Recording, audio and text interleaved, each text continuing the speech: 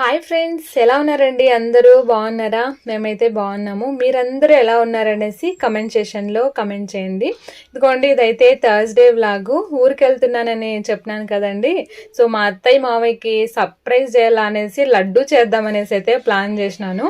So ఇంతవరకు నేను లడ్డు అయితే చేయలేదు. సో ఫస్ట్ టైము యూట్యూబ్లో చూసి యూట్యూబ్లో ఫాలో అయ్యి అయితే చేద్దామనేసి అయితే స్టార్ట్ చేసినాను అనమాట. సో మా అత్తయ్య మావయ్యకి సర్ప్రైజ్ అయిపోవాలని ఈరోజు నేను నా లడ్డు తినేసానైతే ఇదిగోండి, ఒక 1 kg పిండి అయితే కలిపినాను. 1 kg చేద్దాం అనుకున్నాను, అయితే ఫస్ట్ టైం చేస్తాను కదండి. సో అది ఎట్లొస్తుందో ఏమో తెలియదు కదా. సో కొంచెం తక్కువ క్వాంటిటీలో చేసేసి మళ్ళీ ఎప్పుడైనా చేద్దామనేసి నేను చూపించాను కదండి గ్లాసు. ఆ గ్లాస్తో నేను 3 గ్లాసుల పిండి అయితే కొలుచుకుంటాను. ఈ గ్లాసు ఒక 1/4 kg పడుతుందండి అందాజుగా. సో 3 గ్లాసుల పిండికి ఒక 1/4 టేబుల్ స్పూన్ అంతా వంట సోడా వేస్తాను. ఎందుకు వంట సోడా వేస్తే కొంచెము పొంగుతుంది అనేసి అయితే చెప్పారనమాట యూట్యూబ్లో. సో అందుకే ఒక 1/4 టేబుల్ స్పూన్ అయితే వేసాను. ఇంకా తర్వాత కొద్దిగా నీళ్ళు వేసేసుకొని, సో ఉండలు లేకుండా మరీ గట్టిగా కాకుండా నీళ్ళుగా కాకుండా మనకి బూందీ పడేలాగా మీడియం సైజులో కలిపేసుకొని పక్కన పెట్టేసి, ఇంకా షుగర్ 3 గ్లాసులు పిండి తీసుకున్నాను కదా. సో ఈక్వల్ క్వాంటిటీలో షుగర్ అయితే తీసుకుంటాను. 1 kg షుగర్ ఉంటే 1 kg పిండి తీసుకోవాలా.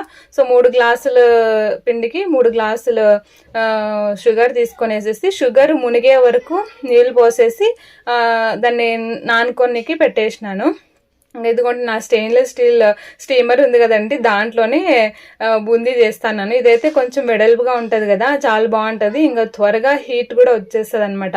హై ఫ్లేమ్ పెట్టాల్సిన అవసరమే లేదు దీనికైతే. దీన్ని కొంచెం ఆయిల్ కాగినాక ఈ బూందీ గరిటె ఉంటుంది కదండి.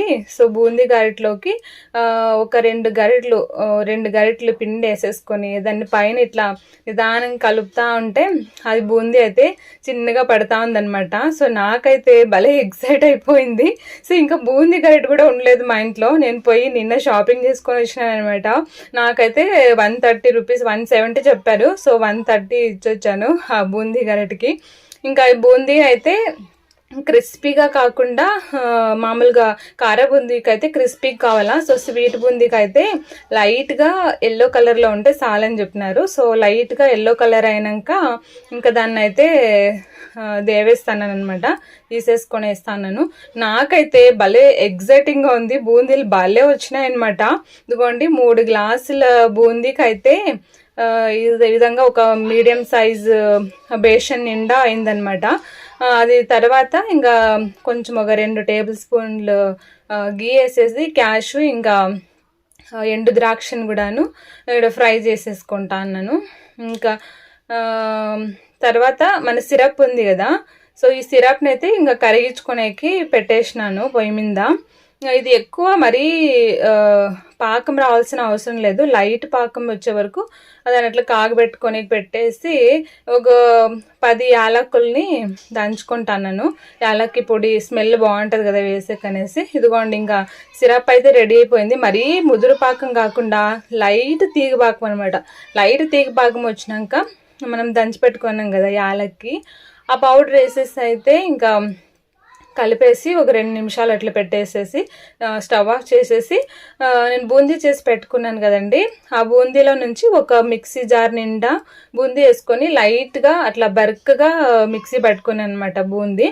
ఆ బూందీ దీంట్లోకి వేసేసి ఇంకా మనం ఫ్రై చేసుకోండే క్యాషు బాదం కూడా వేసేసుకొని కలిపేసుకోవాలి బాగా. తర్వాత మనం సిరప్ చేసి పెట్టుకున్నాం కదా, ఆ సిరప్ ఇంకా వేడిగా ఉన్నట్లే కొంచెమే పోసేసుకుంటూ కలిపేసుకోవాలన్నమాట. నాకైతే ఎక్కడ అంటే ఈ సిరప్ వేసాను కదా, సో ఆడ మెత్తగా అయిపోతుంది అనుకున్నాను కదా ఫస్ట్. సో అయితే అది బాగా కొంతసేపుకి బాగా పీల్చుకొనేసింది అనమాట. సో అది దాన్ని అట్లా వేడి వేసేకపోతే చెయ్యి కాలింది. ఇంకా దాన్ని అట్లే పక్కన పెట్టేసి ఇదిగోండి, ఇంకా మా పాపకి జ్యూస్ చేసిస్తా ఉన్నాను. పొద్దున్నే మా పాప స్కూల్కి పోయినప్పుడు స్నాక్స్లోకి డ్రాగన్ ఫ్రూట్ ఒక సగం కట్ చేసి ఇచ్చింటి, ఇంకొక సగం ఉన్నిందనమాట. ఇది ఎందుకో టేస్ట్ లేదమ్మా డ్రాగన్ ఫ్రూట్ నాకు వద్దు అని చెప్పింది. సో అందుకే ఇంకా జ్యూస్ చేసి ఇచ్చేస్తా అన్నాను.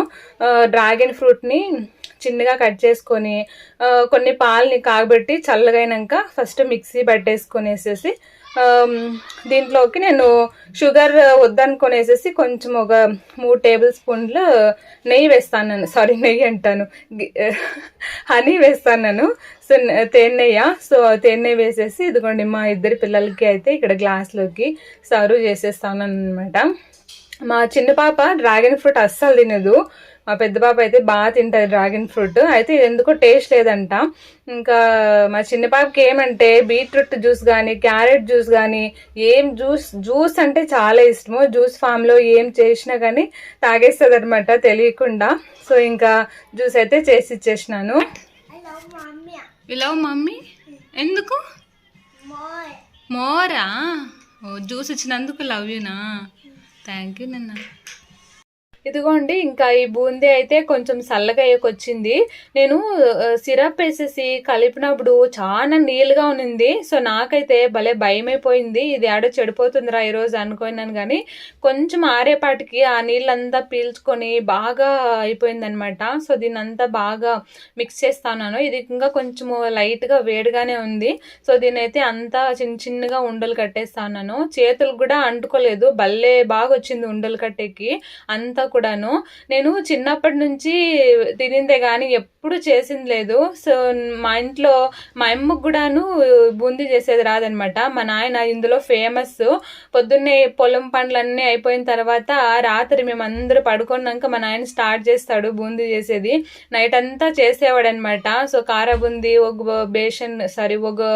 బాక్స్లోకి స్వీట్ బూందీ ఒక బాక్స్ నిండా చేసి పెట్టేవాడు. ఇంకా నెల రోజులు మేమందరూ తిని బాగా ఎంజాయ్ చేసేవాళ్ళం అనమాట బూందీతో.